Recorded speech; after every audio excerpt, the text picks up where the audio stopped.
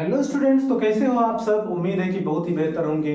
और आप लोगों की तैयारी कैसी चल रही है वो मुझे कमेंट पर बताएंगे। तो आज मैं आप लोगों के लिए क्लास 10th के एक्सरसाइज 7.1 अर्थात कोऑर्डिनेट ज्योमेट्री के महत्वपूर्ण इंपॉर्टेंट जो क्वेश्चन ऑब्जेक्टिव क्वेश्चन है, मैं उन क्वेश्चन को कराने वाला हूं। ठीक है, तो आप इसको ध्यान से देखेंगे, ऐसे ही क्वेश्चन आपके एग्जाम में आएंगे। तो स्टूडेंट्स, आपको ध्यान रखना है क्योंकि कोऑर्डिनेट ज्योमेट्री जो होता है वो आपका 7.1 से लेकर 7.3 तक में इन तीनों चैप्टर में से आपके बहुत सारे क्वेश्चन पूछे जाते हैं एग्जाम में। तो इनकी तैयारी अगर आप मजबूती से नहीं करोगे तो आपका मैथ में नंबर कम आ सकता है। ठीक है ना, तो मैं उनको आपको कराने वाला हूं। ठीक है, तो आप वीडियो में एंड तक बने रहेंगे और अच्छी तरीके से इन क्वेश्चन को आप करेंगे। ठीक है, तो आपको एग्जाम में बहुत ही लाभ प्राप्त होगा। ठीक है, ऐसे ही मैं क्वेश्चन बैंक का जो है ऑब्जेक्टिव क्वेश्चन मैं आपको कराऊंगा। प्रत्येक साल का मैं क्वेश्चन आपको क्वेश्चन बैंक का मैं ऑब्जेक्टिव क्वेश्चन करा दूंगा, सब्जेक्टिव क्वेश्चन भी मैं बताऊंगा।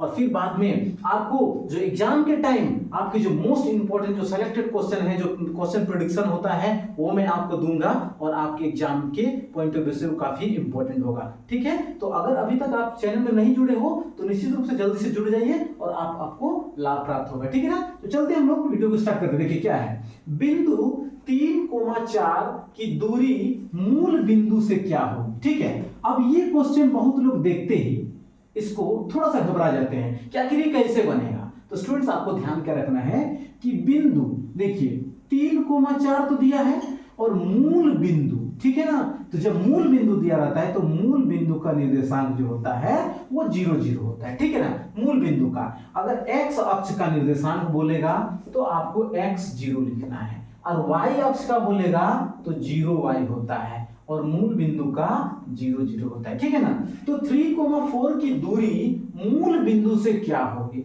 इसी चीज को ये इधर भी दे सकता है। ठीक है, तो आपको इसकी दूरी निकालना है। देखिए बहुत सारे आपको सूत्र बताएंगे कि हाँ इस सूत्र से बनाना है, बल्कि मैं आपको बताऊंगा इसको एक बार में आप सीखोगे। देखिए कैसे क्या करना है।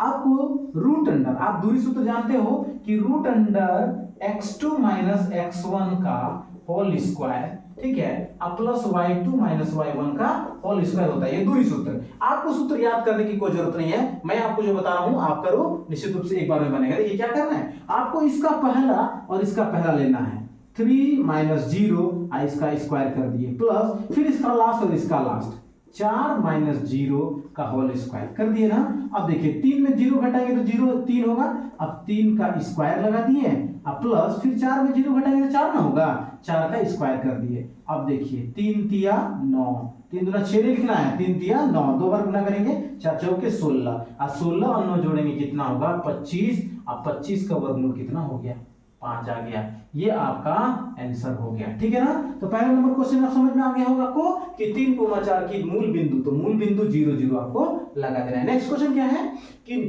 नियामक 2,-3 में भुज का मान क्या होगा। ठीक है, इसको पढ़िए, भुज का मान। अब आपको याद रखना है कि जब कभी भी आपको किसी भी ब्रैकेट में कुछ भी दिया रहे, कोई भी चीज दिया रहे, तो जो शुरू वाला होता है वो x का मान होता है और बाद वाला मतलब फर्स्ट वाला x का और सेकेंड वाला y का। और इसी को आपको याद रखना है कि जो फर्स्ट वाला होता है वो भुज कहलाता है और जो लास्ट वाला होता है वो कोटि कहलाता है। कितना इजी है, लेकिन बहुत सारे स्टूडेंट घबरा जाते हैं। नियामक इतना में भुज का मान क्या होगा, तो जब भुज बोला तो पहला वाला आपका आंसर हो गया, तो इसका आंसर क्या हो जाएगा 2 आपका आंसर हो जाएगा। ठीक है, चलते तीसरा क्वेश्चन, बिंदु 2 3 एवं 6 5 के मध्य बिंदु का निर्देशांक क्या होगा। बहुत ही इंपॉर्टेंट क्वेश्चन है, डबल टिक में कर दिया हूं कि ये क्वेश्चन इतना इंपॉर्टेंट है क्योंकि ऐसा ही क्वेश्चन आपके एग्जाम में आता है और ये कितना आसान है। बहुत लोग क्या करते हैं, इसको दूरी सूत्र से निकाल देते हैं, लेकिन आपको ध्यान क्या रखना है, मध्य बिंदु, जब मध्य बिंदु बोला जाए कहने का अर्थ ये रहा कि आपका देखिए 2,3 और यहाँ है 6,5। ठीक है, अब इसके बीच में आखिर क्या होगा, कुछ नहीं करना है, इसका फॉर्मूला आप लगाओगे। बहुत लोग भूल जाते हैं, आपको कुछ नहीं करना है, मैं जो बता रहा हूं वो आप करो। देखिए इसका पहला और इसका पहला दोनों को जोड़कर हाफ कर दीजिए, तो 2 प्लस 6 मुहे मुहे बन जाएगा, मौखिक बन जाएगा। देखिए कैसे बन रहा है कि 2 और 6 जोड़ेंगे 8 होगा, 8 का आधा कितना होगा 4, ठीक है, कॉमा फिर 3 और इसका लास्ट 3 आप प्लस 5 आप बटा 2 कर देना है। तो 6 2 8, 8 का आधा कितना हो गया 4, अब 5 3 8, 8 का आधा कितना हो गया 4। तो इसका आंसर आपको मिल जाएगा 4,4। ठीक है, समझ में आ गया होगा आपको कि कैसे इसका पहला ब्रैकेट का पहला वाला, दूसरा ब्रैकेट का दूसरा वाला दोनों जोड़ देना है। तो 2 और 6 जोड़ेंगे, 6 2 8, 8 का आधा 4, अब फिर 3 और 5 जोड़ेंगे 8, 8 का आधा 4। तो आंसर आपका हो गया। फिर ये देखिए बिंदु इतना इतना के बीच की दूरी, अब दूरी जो है आपको निश्चित रूप से जैसे ये मैं बनाया था उस तरह से आप इसको आराम से बना सकते हैं। कैसे, देखिए यहाँ पर इसका पहला 2, इसका फिर पहला माइनस का होल स्क्वायर, फिर इसके लास्ट में कौन है 3 है और इसका 1 है, ठीक है। तो फिर 3 माइनस 1 का स्क्वायर, कुछ नहीं करना है, इसका फर्स्ट वाला लेकर के माइनस करके होल स्क्वायर डाल देना है, इसका लास्ट और इसका लास्ट लेकर के होल स्क्वायर डाल देना है। अब देखिए क्या हुआ, 4 और 2, यहां पर बहुत लोग फंस जाते हैं, इन दोनों में जो बड़ा रहता है उसी को लिया जाता है। तो सबसे पहले बड़ा कौन है 4 है, तो 4 में से जो चिन्ह है बड़ा उसको लगा देंगे। तो 4 का चिन्ह क्या है माइनस, तो माइनस लगाए, 4 में 2 घटाएं 2 आया, इसका स्क्वायर लगा दिए, 3 में 1 घटाएं 2 आया, 2 का स्क्वायर लगा दिए। अब देखिए यहाँ पर 2 दूना 4, अब फिर 2 दूना 4, 4 4 कितना हो गया 8। अब 8 को हम लोग तोड़ेंगे तो होगा 2√2।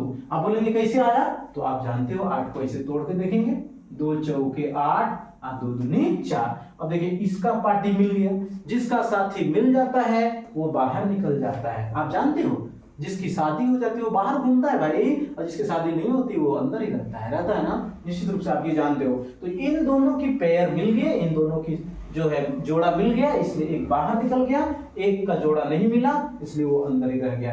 तो आपका ये आंसर हो गया, ठीक है। Just like to this one, इसी के तरह ये क्वेश्चन है, जैसे मैं ये बनाया उसी तरह आपको ये बना लेना है और कमेंट करके इसका आंसर आपको बता देना है, ठीक है ना, बिल्कुल ऐसा ही बनेगा। फिर एक्स अक्ष से किसी बिंदु की दूरी को क्या कहते हैं, मोस्ट इंपोर्टेंट क्वेश्चन है, एक्स अक्ष से किसी बिंदु की दूरी को क्या कहते हैं। बहुत लोग इसका आंसर भुज लगा देते हैं, बिल्कुल गलत है। मैं आपको बताऊंगा कि एक्स अक्ष से जब पूछा जाए एक्स अक्ष से किसी बिंदु की दूरी तो उसको कोटि बोलेंगे, उल्टा होगा, ठीक है। और वाई अक्ष से किसी बिंदु की दूरी बोला जाएगा तो उसको भुज बोला जाएगा, ठीक है ना। तो आपको ये ध्यान रखना है।